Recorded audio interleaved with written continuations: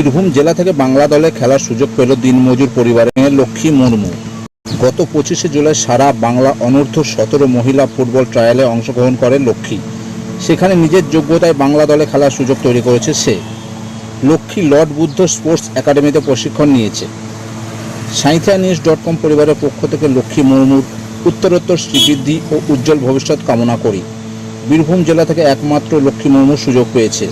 আজ সাঁইথিয়া থানার আধিকারিক বন্ধন দেওঘরিয়া লক্ষ্মী মুর্মুকে সংবর্ধনা দেন এবং তার হাতে ফুটবল খেলার পোশাক ও জুতো উপহার তুলে দেওয়া হয়।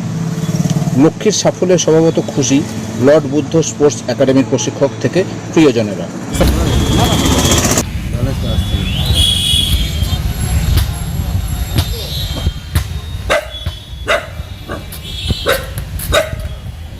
কোথায় খেলতে তুমি আগে?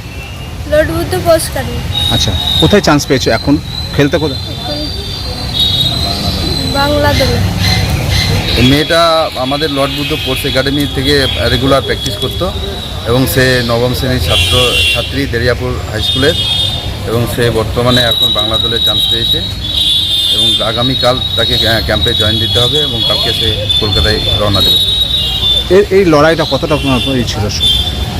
এই লড়াইটা একটা নেটি পরিবার থেকে উঠে আসা একটা মেয়ে, বাবা দিনমজুর করে, তো সেখান থেকে উঠে এসে আজকে বাংলার বীরভূম জেলা থেকে বাংলার দলে একটা সুযোগ পাওয়া সত্যি খুব সৌভাগ্যের ব্যাপার।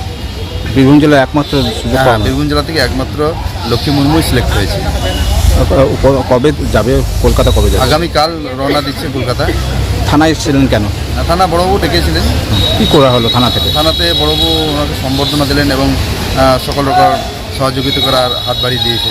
ওনাতে একে স্পোর্টসের সমস্ত রকম ইকুইপমেন্ট দেওয়া হয়েছে, জার্সি, ফুটবল বুট, তারপরে ফুটবল, এই সমস্ত দিয়ে।